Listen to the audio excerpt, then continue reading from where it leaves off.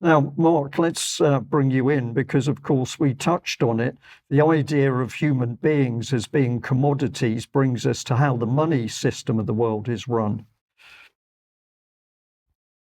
Indeed, that is so true. And in extra, I can talk a little bit about Texas and the United States in terms of migration and things like that. Anyway, a few weeks back, I did an advance notice on a seminar in Adelaide, Australia, based on some of the idea of C.H. Douglas, a British engineer. And it has to do with the Douglas social credit and monetary democracy, economic democracy movement that began in Australia, New Zealand, and other crown dependencies around the early 20th century. Anyway, this is from the Australian League of Rights. And their one of their quotes, of course, is from the British statesman Edmund Burke: "All that's necessary for the triumph of evil is for good men to do nothing." The blogger in Canada, Henry Makow, added, "All that's necessary for the triumph of evil is to give good men high-paying jobs, and then they won't challenge the system," which is a rather astute observation. Anyway, moving on, I'll also be talking more in the future. There's another conference coming up from the American Monetary Institute in latter September, the 2024 International Monetary Conference, a similar school of thought, though not identical, to the Douglas School of Thought. And that has to do a lot with a law that was born 20 years ago, the American Monetary Act. Now, it was never voted into law, but it was legislation in Congress about 10 or 11 years ago, approximately, by Dennis Kucinich, the noted Ohio former congressman who was RFK Jr.'s media guy and campaign promoter for president for a short amount of time. Anyway, there'll be more on UK Column in the not too distant future on the American Monetary Institute and the American Monetary Act. So that's just a preview of coming attractions there. Now we'll move on from there. And going back to the Australian seminar that just wound up in mid-July, the topics overall were William Waite, The Rise of Useless Work; Professor Zimmerman, Elective Dictatorship or Constitutional Monarchy; Charles Pinwell, which was read by Dr. Oliver Haydorn, an outline of corrective economic approaches; Dr. Oliver Haydorn himself, Untying the Gordian Knot; the one I'm going to focus on today by a Middle Eastern monetary reform expert, Arindam Basu, The Right to Cash. I'll be talking about that in a minute. Professor Tim DiMuzio, Capitalism, Money, and Sabotage. Of course, that's talking about a species of capitalism, monopoly capitalism, not to be confused with free enterprise. And Robert Balzola, Enforcement of Justice, the Magna Carta Tradition. That's an overview of the topics from the recent Australian seminar. Now, The Right to Cash by the Middle Eastern writer Arindam Basu. I give the website there where people can read the entire article.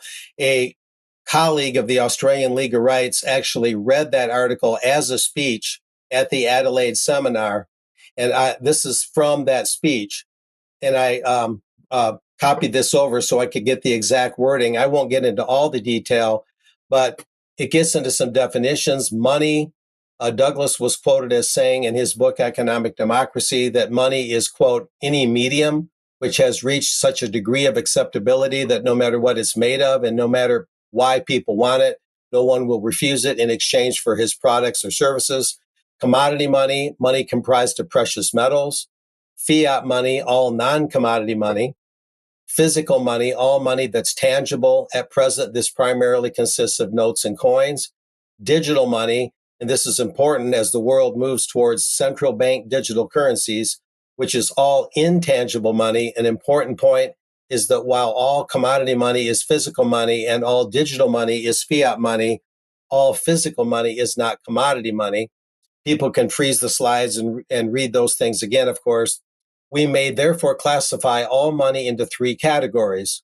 One, commodity money, metallic money such as coins in gold, silver, bimetallic standards, and so on. Two, physical fiat money, banknotes as well as coins that are outside of metallic standard. This is what we mean by cash. And digital money, intangible money such as numbers in bank ledgers, and increasingly electronic bits and bytes on computer networks of the financial system. Central bank digital currencies are being developed briskly. Now, before I go to the next slide, let me mention, Brian, that the move towards central bank digital currencies, in other words, total digitalization of money and transactions, if that happens in a complete and comprehensive enough fashion, could make proper monetary reform almost impossible. It might put it outside our reach. It's not, I'm not going to say that with total certainty, but if it goes all digital, central bank digital currencies all the way worldwide, it'll be much more difficult to institute something like the Bradbury Pound and actually institute it and have a specific plan on how to implement it. Maybe it won't be impossible, but it'd be much more difficult. Now, moving back to the overall presentation, the lecture that was read on the right to cash included these seven essential points: the right to hold cash, the right to be paid in cash, the right to use cash in all offline transactions, the right to pay governments in cash, such as taxes, the right to deposit cash in banks and similar organizations, the right for easy convertibility of digital money to cash, and the right to sufficiently high denominations so you don't have such high bulks of money and you can still have a large amount of money, you might say. Anyway, continuing from the same lecture based on Mr. Bessu's writings, this is very important. The global drive to eliminate physical money is well worth viewing in a wider context. As Russian scholar Andrei first noted, from the 1990s, a section of the Western ruling class has pressed for a 3D policy of deindustrialization, derationalization, and depopulation, I would also add dehumanization and demoralization to that list. And anyway, this is for the goal to retain and indeed extend control over the general public. To these three, we can add a fourth one.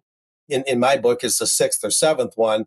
Dematerialization and the push for all digital currency is one example of this.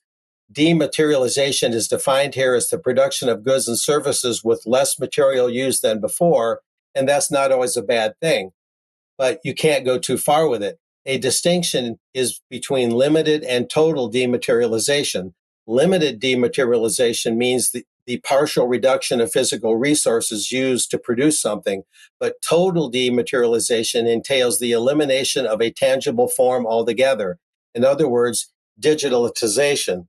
So you might think of, we used to have CDs to have Microsoft Word and Microsoft Office and things like that. And now we have to lease those things. And we've had books that were first hardcover, then books were soft cover, and now we have ebooks and Kindle and things like that.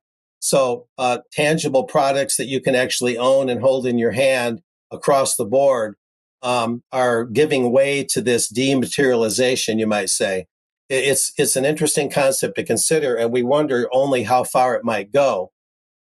But anyway, that is a important and oftentimes lesser covered angle on the whole monetary matter. The right to cash, what it means to have cash, and what it would mean for cash to be eliminated altogether.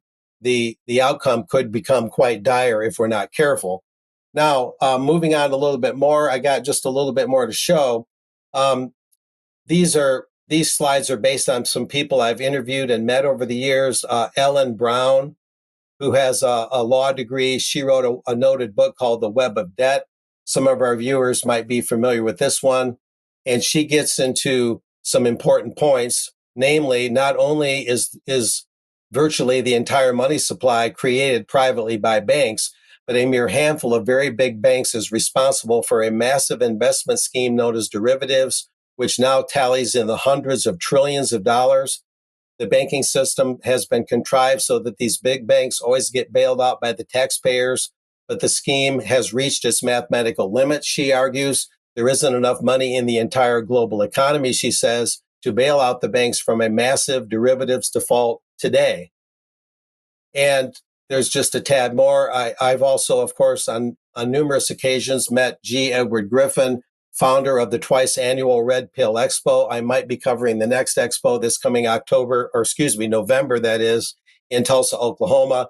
He's written the seminal book that many consider a classic, The Creature from Jekyll Island. I've learned a lot from that, as well as Douglas's writings and Ellen Brown's writings, all very informative. And right here in the UK, in your country there's John Briggs. I've talked to him a few times. He's written this book, Alice and the Money Tree. It kind of uses rhyme and verse and poetry to get into what's wrong with the money system. And there's one interesting point that's made in here, that the result of this system is that the West is drowning in what he calls fake state and private debt, meaning that the debts have a certain amount of illegitimacy to them and need to be largely repudiated and not paid. So those are some of the key sources that I've used, but by far they're not the only ones, Brian, to sort out this very difficult puzzle known as the monetary system. So back to you. Summary there, and of course it's the money power which controls the political power, and this is why all of us, every individual, whether in UK or worldwide, needs to understand how this corrupt monetary system works. Now, if you like what the UK column is doing, please support us. We would like you to become one of our loyal monthly members, because it's your financial support that keeps us going, and we would like to expand. Please share our material. That's why we produce it, but give us some recognition, please. Facebook still doesn't like us, but we're looking to see whether we might get back on the channel. You can also help us, whether you're a member or not a member, by making a purchase from the UK column shop. And I'd just very quickly like to say that we've had some really lovely emails in these troubled times thanking us for the news reports that we're doing, and saying that they enjoy watching the UK column news as the person does here. They're also saying that they agree with us that things are speeding up, which I'm sure they absolutely are. So, dear Brian and team, many, many thanks for your amazing presentation of the news so far this week. It could not have been easy, but I appreciated all your delivery, and it was understandable that everyone was a little subdued. I'm here in Canada, although originally from the north of England. So people worldwide thanking us. People can freeze that to read all the detail. This one is interesting, Mark, because it's somebody saying they went into their Santander bank recently in southwest London, and they were shocked to see they'd closed 3 counters. The result was that people were queuing up to try and get money, but it was amazingly difficult to do so. But the bank was solving the problem by conducting a customer survey to find out what problems the customers were having. No, we can't make this up. And we'd also like to say, if you haven't got your Agenda 21, Your Life in Their Hands booklet, please do consider buying one through the UK column shop, because there's a lot of really good information about the global political agenda in this document. Now, if you haven't seen this interview with Diane McCaddy and Craig Houston, please have a look, because here is a very sensible man talking about why he intends to stand for election and his recommendations for ordinary people with common sense to effectively take on the politicians who seem to be out of their minds. We've also got Health Revolution episode 4 up. This is about health, in particular pregnancy and birth issues, with Clive Carlin, Nikita Stark. So have a look at that. Promoting the Freedom Music Festival for 2024. That's 23rd to the 26th of August. And of course, that's with the Hope team in Sussex. Lots of good music. And also, if you haven't bought a ticket yet, we encourage you to get it on board with the early bird tickets for UK columns on location in Bristol, the 19th of October. This year, we're looking forward to meeting people, and we will have some good speakers.